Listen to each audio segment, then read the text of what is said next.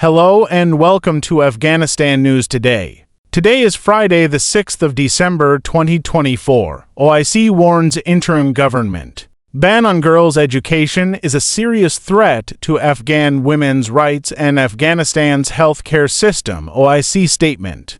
The Organization of Islamic Cooperation, OIC, has issued a strongly worded statement condemning the interim government's decision to ban girls from studying medical fields, calling it a clear violation of fundamental rights of Afghan women and OIC resolutions. The organization also warned of the negative impact this decision could have on Afghanistan's healthcare system. Ban on women's education in medical and nursing fields.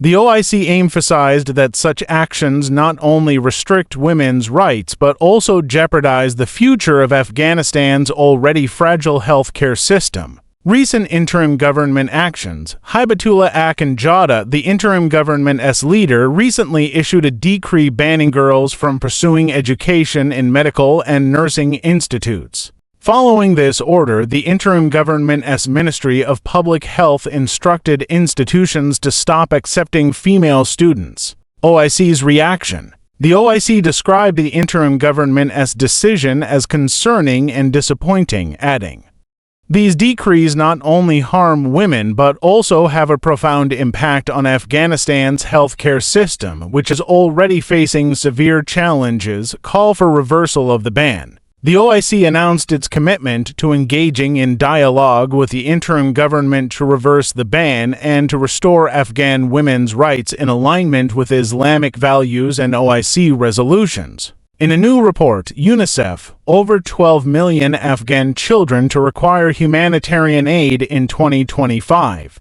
Kabul, Afghanistan. A report from UNICEF reveals that more than 12 million Afghan children will need humanitarian assistance in 2025 as part of a broader crisis affecting 22.9 million people across the country. The report underscores a shift in the root causes of the crisis, moving from conflict to economic challenges, climate-related shocks, and substantial operational obstacles. Political decisions and policies have profoundly disrupted the lives of Afghan children and their families, UNICEF stated, emphasizing that women and girls face increasingly harsh restrictions on their rights and freedoms. The organization also noted that the shrinking operational space for aid organizations has created significant barriers to delivering critical assistance. UNICEF stressed the urgent need for essential services to prevent further decline for vulnerable populations. The lack of investment, particularly in water, sanitation, and hygiene has worsened humanitarian needs and left communities unable to build resilience against economic and climate challenges, the report highlighted.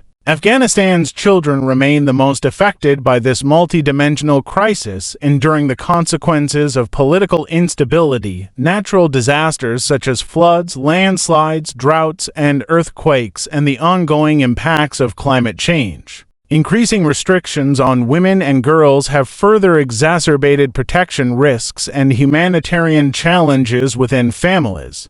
Humanitarian needs across all sectors have grown since 2021, reflecting the vulnerability of communities and the impact of reduced investments in basic necessities, the report stated. To address the crisis, UNICEF has appealed for $1.2 billion to provide life-saving assistance to 19 million people, including 10.3 million children. The funds will support the delivery of essential services aimed at sustaining communities and preventing further decline. In another report, 3 days after detention, fate of Arzo TV employees remains unclear. Sources report that 7 employees of Arzo TV, including managers and dubbing staff, remain in detention 3 days after their arrest in Kabul, with the interim government providing no information about their condition. 3 days ago, the interim government shut down the Arzo TV office in Kabul. The Ministry for the Promotion of Virtue and Prevention of Vice stated that the individuals were arrested for alleged collaboration with foreign media and activities contrary to Islamic values. According to sources, the interim government have sealed the office, leaving a notice stating that the closure was due to the broadcasting of immoral films and activities against Islamic values, suspending the TV station's operations until further notice. This action has drawn sharp criticism from journalists. A journalist in Afghanistan, speaking anonymously, said, "Restrictions against journalists and media workers are increasing daily. This situation signals the end of freedom of expression and media activity in Afghanistan. I hope efforts will be made to facilitate rather than restrict media operations." A source told AMU that on Monday, more than 10 interim government members entered Arzo TV's building, assaulted the staff, and detained them for hours. The source added that the interim government confiscated and inspected the phones of all employees. Mustafa Sharyar, a journalist, remarked, "Media restrictions and closures seriously harm freedom of expression. Unfortunately, Arzo TV was shut down 2 days ago. Such actions have profoundly negative implications for press freedom and the media landscape."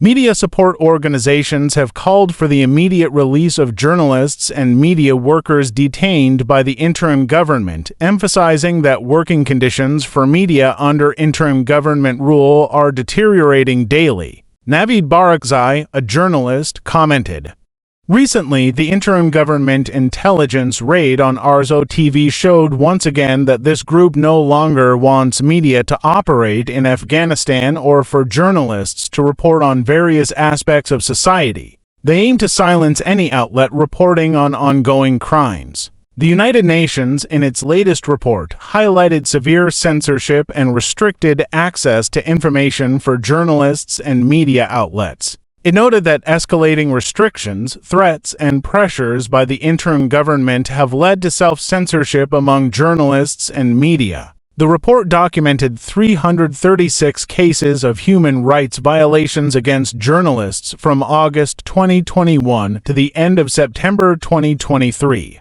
These include 256 arbitrary detentions, 130 cases of torture and mistreatment, and 75 instances of threats and pressure. In another report from Afghanistan News Today, interim government policies show disrespect for Afghanistan's international commitments.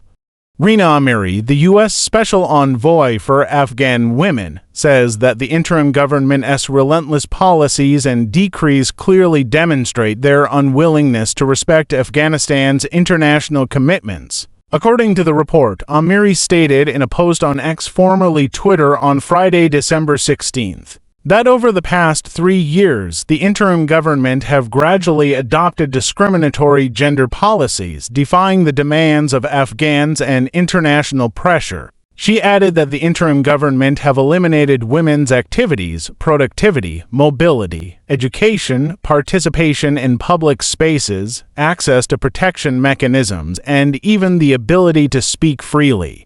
Amiri highlighted that barring girls from attending health institutes and depriving them of access to health care services, including life-saving maternal care, is tantamount to the complete erasure of this segment of society. It is worth noting that over the past 3 years, Hibatullah Akhundzada, the interim government leader, has issued numerous decrees restricting the lives of Afghan women and girls. The most recent decree prohibits girls from attending health institutes, a decision that has sparked widespread criticism. Thanks for being with Afghanistan News Today. Till next latest news, have a good time. Goodbye.